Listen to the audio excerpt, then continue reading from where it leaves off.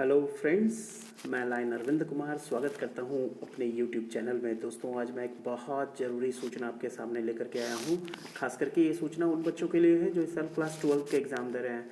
चाहे आप साइंस के स्टूडेंट हों, कॉमर्स के हों, आर्ट्स के हों, ये सूचना सभी के लिए ज़रूरी है। 4 मार्च 2023 को विनोबा भावे यूनिवर्सिटी हज़ारीबाग ने एक नोटिस निकाला है, जिसे आप यूनिवर्सिटी की वेबसाइट पे भी देख सकते हो कि इस सत्र से, यानी कि सत्र 2023-24 से विनोबा भावे यूनिवर्सिटी के अंतर्गत आने वाले किसी भी कॉलेज में जो एडमिशन होगा 4 ईयर का ग्रेजुएशन कोर्स का, वो सभी CUET के स्कोर के आधार पे होगा। CUET एक सेंट्रल लेवल एग्ज़ाम है जो कि ऑल ओवर इंडिया में कंडक्ट होता है, और NTA नेशनल टेस्टिंग एजेंसी, शायद यही नाम है, हाँ, नेशनल टेस्टिंग एजेंसी इसको कंडक्ट करवाती है। और इसी स्कोर के आधार पे इस साल एग्रीकल्चर के बच्चों के लिए एडमिशन होने हैं।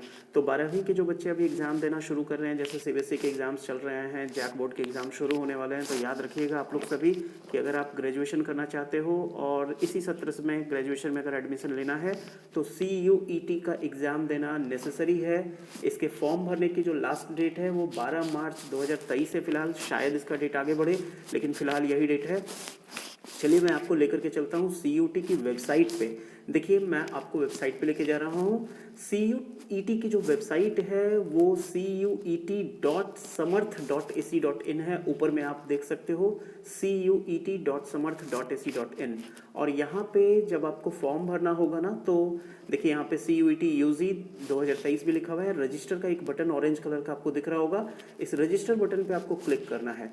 जब आप रजिस्टर बटन पे क्लिक करेंगे तो आपके ढेर सारे इन्फॉर्मेशंस आपसे मांगे जाएंगे। जैसे यहाँ पे आप पूरा का पूरा डाउनलोड कर सकते हो इन्फॉर्मेशन बुलेटिन, और पूरी प्रक्रिया को देख सकते हो। यहाँ पे देखिए, इसमें फ़ोटोग्राफ्स चाहिए, आपके स्कैन फोटोग्राफ, सिग्नेचर, ये सभी चाहिए। अगर आप SC ST OBC कोटा से भरोगे तो उसका सर्टिफिकेट चाहिए। ये सारी चीज़ें ज़रूरी हैं। ये एग्ज़ाम्स के फ़ी यहाँ पे लिखे हुए हैं। 3 सब्जेक्ट के लिए अगर आप अपीयर होना चाहते हो, मतलब आप ग्रेजुएशन में 3 सब्जेक्ट में से कोई एक लेना चाहते हो, तो वैसे स्थिति में 750 का फ़ी है। 7 सब्जेक्ट को अगर आप अभी फ़िलहाल चूज़ करके रखना चाहते हो तो 1500 है। 10 सब्जेक्ट में 1750 जनरल के लिए। ये OBC के लिए चार्जेज हैं 700, 1400, 1650, 1650 रुपीज़। और ये SC ST फिजिकली हैंडीकैप्ड जो हैं या थर्ड जेंडर हैं, उन सभी के लिए ये फ़ी का है क्राइटेरिया।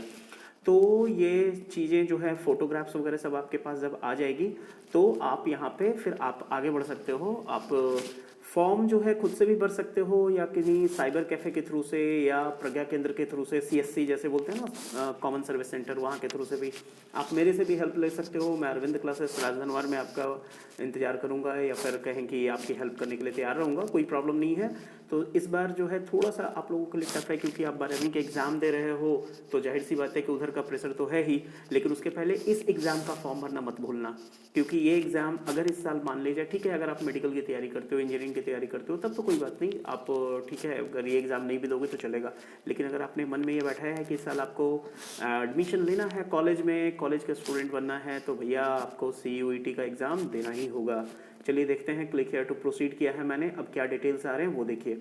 आपके क्लास 10th का सर्टिफिकेट अपने सामने रख लीजिएगा, सर्टिफिकेट मार्कशीट यानी कि, और उसमें जो नाम लिखा हुआ होगा ना आपका, उसी के हिसाब से अपना नाम, पापा का नाम, मम्मा का नाम, guardian's name, date of birth, gender, nationality, identity में एक चीज़ ध्यान रखिएगा कि यहाँ पे अगर जितनी चीज़ें लिखी हुई है ऊपर की वो नहीं है आपके पास, तो वैसी स्थिति में आपके पास आधार कार्ड तो होगा ही होगा। तो other valid government identity with photograph choose कर लीजिएगा। वैसे स्कूल ID कार्ड भी तो आपका है, होगा ही ना। अगर आप 12th में पढ़ रहे हो तो कहीं ना कहीं का तो स्कूल का या कॉलेज का आई कार्ड होगा आपके पास, तो उसको चूज़ कर सकते हो। नहीं तो फिर आधार कार्ड, यहाँ पे other valid government identity card choose करना और आधार नंबर डाल देना। उसके बाद प्रेजेंट एड्रेस, मोबाइल नंबर वगैरह सारा कुछ आपके पास होना चाहिए। परमानेंट एड्रेस, देखो अगर प्रेजेंट एड्रेस और परमानेंट एड्रेस दोनों सेम है तो यहाँ पे इस पर क्लिक कर देना। क्लिक में टिक मार्क अगर लग जाएगा तो फिर ये हो जाएगा। और उसके बाद फिर पासवर्ड चूज़ करना है, और उसके बाद सबमिट का बटन दबाना है। उसके बाद पेमेंट वगैरह का लिंक आएगा, जिसमें जा करके आपको पेमेंट कर देना है। ध्यान रखिएगा, CUET के जो एग्ज़ाम है उसका फॉर्म भरने का लास्ट डेट जो है वो फ़िलहाल 12 मार्च तक ही है, और उसके बाद शायद डेट बढ़े, लेकिन फ़िलहाल यही डेट है। और इसके बगैर विनोबा भावे यूनिवर्सिटी भी एडमिशन नहीं लेने वाली। तो अगर आपको आदर्श कॉलेज राजधनवार में भी पढ़ना है या विनोबा भावे यूनिवर्सिटी के किसी भी कॉलेज में, तो आपको CUET के एग्ज़ाम में अपीयर होकर के इसका स्कोर लाना ही होगा, और उसके बाद ही आपका एडमिशन होगा। दूसरी बात की जो बच्चे बायो से हैं ना, उनको मैं बताना चाहूँगा कि ICAR Indian council of agricultural research ये भी पहले एग्ज़ाम लेती थी और उसके आधार पे BSc जो एग्रीकल्चर में एडमिशन हुआ करते थे, लेकिन इस साल वो प्रक्रिया बदल गई है। इस साल उन बच्चों को इसी एग्ज़ाम के थ्रू से अपीयर होना होगा। तो अगर आप ग्रेजुएशन में 23-24 में एडमिशन लेने का सोच रहे हो तो CUET के इस फॉर्म को जरूर भरिएगा। वेबसाइट का नाम ध्यान में रखिएगा, मैं फिर से नोटिस पेज में लेकर के जा रहा हूँ। ये नोटिस विनोबा भावे यूनिवर्सिटी के नोटिस के वेबसाइट पे ये नोटिस अवेलेबल है, आप वहाँ से इसको डाउनलोड कर सकते हो। और क्लियर कट यहाँ पे लिखा हुआ है कि इसमें एडमिशन जो होगा वो NTA द्वारा आयोजित CUET के स्कोर के आधार पर ही होगा। तो उम्मीद है आपको ये वीडियो पसंद आया होगा। कृपया इस वीडियो को जो भी 12th के स्टूडेंट्स हैं उन तक जरूर पहुँचाएँ ताकि उन्हें भी एडमिशन लेने में सुविधा हो। Thank you very much.